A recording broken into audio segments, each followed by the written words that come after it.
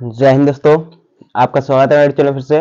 मैं ब्रिजेश साहब आपका स्वागत करता हूं। जैसा कि आप लोग देख पा रहे होंगे, थंबनेल में देख रहे होंगे गॉस की प्रमेय एवं उसकी उपपत्ति। ठीक है, आज इसको बहुत ही आसान शब्दों में सॉल्व करेंगे और है कुछ नहीं इसमें। ठीक है, जरा 2 मिनटों का काम है इसमें और कुछ नहीं है। ठीक है, पर हम लोग थोड़ी देर लगाएंगे क्योंकि आपको समझाना भी है इसलिए। ठीक है, अब देखिए यहाँ पर 2 नंबर 3 नंबर जैसे 2 या फिर हम लोग 4 या 5 नंबर का क्वेश्चन हम सॉल्व करेंगे। ठीक है, देखिए आपको बता दें कि गॉस की प्रमेय क्या होती है, ऐसे भी क्वेश्चन आ सकता है। तो गॉस की प्रमेय क्या होती है उसके लिए आपको हम बता दें कि गॉस की प्रमेय क्या होती है। तो उसमें सिर्फ आपको थ्योरी लिखना है, फाई ई बराबर क्यू अपॉन एप्सिलॉन नॉट, ये लिखना है, इसके अलावा कुछ नहीं लिखना है। ठीक है, एक भी पॉइंट आप लोग आगे बढ़ा के मत लिखिएगा। ठीक है ना, चलिए अब इसको स्टार्ट करते हैं। तो देखो, सबसे पहले हम लोगों को लिखना क्या है वो लिखते हैं। क्या लिखोगे, इसका स्टार्टिंग यही करोगे, इस नियम के अनुसार। ठीक है, इस नियम के अनुसार, ठीक है, किसी बंद पृष्ठ, ठीक है, कोई एक क्या है, बंद है। ठीक है, क्या है ये वाला पृष्ठ, बंद। ठीक है, किसी बंद पृष्ठ से गुजरने वाला वैद्युत फ्लक्स उस पृष्ठ द्वारा परिबद्ध कुल आवेश, आवेश क्या होता है हमारे पास, Q का 1 अपॉन एप्सिलॉन नॉट गुना होता है। ठीक है, गुना होता है। तो इतना अगर आपसे पूछा जाए कि गॉस की प्रमेय क्या होती है तो आप लोगों को इतना लिखना है, अर्थात इसका मतलब ये फाई ई बराबर क्यू अपॉन एप्सिलॉन नॉट। समझना चाहो तो ऐसे समझ सकते हो, मतलब क्यू गुणा इसका कितना है 1 अपॉन एप्सिलॉन नॉट गुना, तो क्यू कम क्यू क्या आ जाएगा हमारे पास, क्यू अपॉन एप्सिलॉन नॉट। ठीक है, इतना आप लोगों को लिख देना है। थोड़ा और मतलब अपनी पहचान नहीं, आप लोग ये भी लिख देना जहां आवेश क्यू क्या है, आवेश है, और एप्सिलॉन नॉट क्या है, निर्वात अथवा वायु की वैद्युतशीलता है। ठीक है, आप लोग इतना लिख सकते हो। आपको जब अपना थोड़ा लेवल बढ़ाना है तब उसके लिए आपको बता दिया जा रहा है। ठीक है, चलिए अब इसके बाद हम लोगों को करना क्या है वो सुन लीजिए कि हम लोग करेंगे क्या। ठीक है, तो देखिए यहाँ पर आप डालेंगे हम लोग प्रूफ, प्रूफ करना है। उसके लिए आपको बता दें, एक बार फिर दोबारा समझाएंगे, इतनी जल्दी नहीं है हमारे लिए कि आपको एक बार में खत्म कर दें। फिलहाल हम लोग आगे चलते हैं। अभी हम लोग प्रूफ करेंगे। प्रूफ करने के लिए लिखेंगे क्या, माना कि, क्या मानोगे, माना कि एक आवेश प्लस क्यू, ठीक है, एक आवेश प्लस क्यू किसी बंद पृष्ठ के अंदर है। ठीक है, ये लिखोगे। ठीक है, माना कि एक प्लस क्यू आवेश एक बंद पृष्ठ के अंदर ओ बिंदु पर है या अंदर है। ठीक है, ऐसे लिख लोगे। तो क्या लिखोगे, माना कि प्लस क्यू आवेश, प्लस क्यू आवेश, ठीक है, माना कि एक प्लस क्यू आवेश एक बंद पृष्ठ के, एक बंद पृष्ठ के, बंद पृष्ठ के अंदर बिंदु O पर, बिंदु O पर स्थित है। ठीक है, कहां है, बिंदु O पर स्थित है। इतना लिखा, जो अदरक का है, जितना समझाया जा रहा है उतना ही है, क्योंकि बिंदु कहां है पर है, बिंदु O पर स्थित है। अब क्या लिखोगे, इससे R दूरी पर, इससे R दूरी पर, R दूरी पर कोई बिंदु, कोई बिंदु P है। ठीक है, कोई बिंदु क्या है, P है, जहां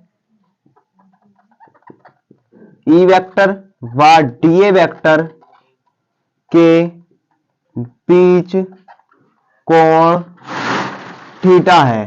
ठीक है, कोण क्या है, थीटा है। तो देखिए क्या बोला, जितना बोला है इसके अलावा कुछ नहीं बोला है।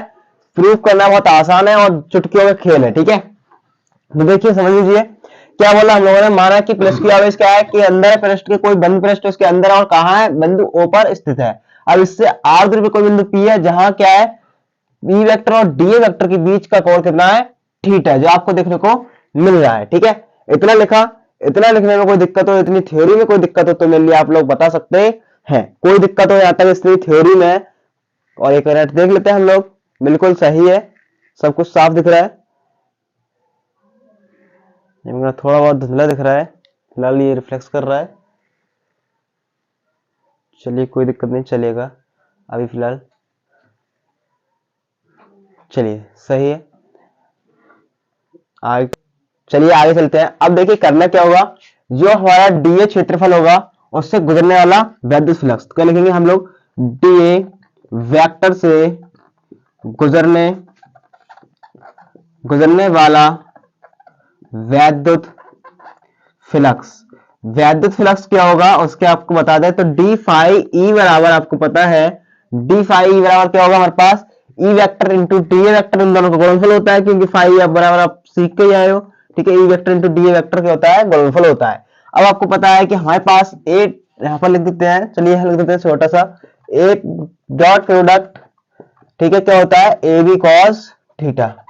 ये आप लोग पढ़ के आए हो। ठीक है, क्या होता है, ए बी कॉस थीटा होता है, हम लोगों ने वो लिख दिया ए बी कॉस थीटा। ठीक है, अब इसके बाद हम लोगों को करना क्या है वो देख लीजिए। ए बी कॉस थीटा लिखने के बाद तो इसी प्रकार हम लोग इसे तोड़ देते हैं, डी फाई ई बराबर क्या आएगा हमारे पास, E D A cos theta.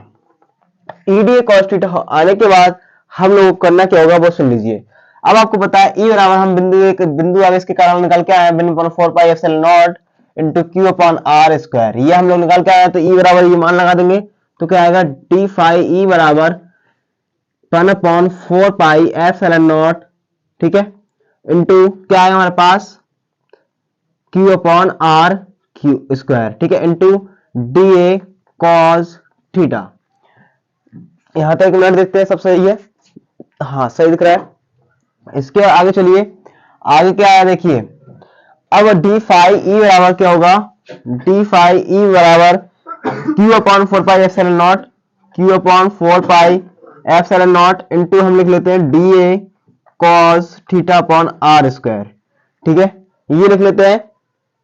इसके बाद क्या होगा, डी फाई ई बराबर q upon 4 pi epsilon not into, ये सब टोटल जो होता है वो होता है स्टेरेडियन ओमेगा के बराबर, मतलब घन कोण के बराबर होता है। कहने का मतलब है लिख देना वट करके लिख देना डी ओमेगा बराबर d A upon cos theta upon r square. ये इस प्रकार आप लोग करके लिख देना। ठीक है, अब हम लोग क्या करेंगे, इसके बाद क्या करना है, बहुत छोटा सा सिंपल सा क्वेश्चन है। तो क्या लिखोगे, संपूर्ण पृष्ठ से गुजरने वाला वैद्युत फ्लक्स। ठीक है, संपूर्ण, देखिए संपूर्ण मतलब पूरे पृष्ठ से गुजरने वाला वैद्युत फ्लक्स, संपूर्ण पृष्ठ से गुजरने वाला वैद्युत फ्लक्स।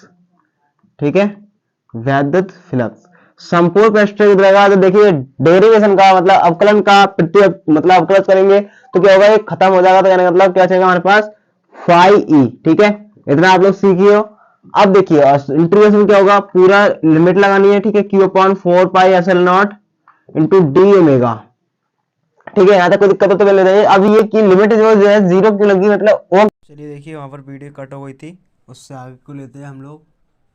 फाई ई बराबर हमारे लोग था, फाई ई बराबर इंटीग्रेशन, लिमिट थी हमारी पूरी संपूर्ण पृष्ठ क्षेत्रफल Q upon 4 pi epsilon not into D omega. और ये हमारे पास आपको पता है कि क्या है, अचर पद है। तो इन लोगों को बाहर निकाल लेंगे, तो Q upon 4 pi epsilon not ये क्या आएंगे बाहर, बचा क्या, इंटीग्रेशन लिमिट्स संपूर्ण पृष्ठ का क्षेत्रफल। तो हमारे पास क्या हो जाएगा, Q upon 4 pi epsilon not into integration संपूर्ण पृष्ठ का क्षेत्रफल डी एम बराबर क्या होता है, 4 पाई होता है। ठीक है, 4 पाई होता है, तो 4 पाई से 4 पाई खत्म, तो क्या आ गया हमारे पास, फाई ई बराबर क्यू अपॉन एप्सिलॉन नॉट। ठीक है, बात ये हम लोग दोबारा रिपीट तो करते थे, पर अब हम लोग नहीं कर पाएंगे, क्योंकि हमारे पास जो स्क्रीन वीडियो थी वो हमारी वीडियो थी वो कट हो गई है। फिलहाल ये वीडियो उसी में ही जुड़ेगी। ठीक है, तो मिलेंगे नेक्स्ट क्लास में, तब तक के लिए बाय बाय, टाटा, जय हिंद जय भारत। पर एक बात यहाँ पर ध्यान रखना, वट करके ये चीज़ जरूर लिख देना, वट इंटीग्रेशन वगैरह ये लिख देना कि 4 पाई। ठीक है, ताकि हम लोग जो भी एग्जामिनर वगैरह हो उसको पता चल जाए कि इन लोगों ने ऐसे किया है। ठीक है, चलिए मिलते हैं नेक्स्ट क्लास में।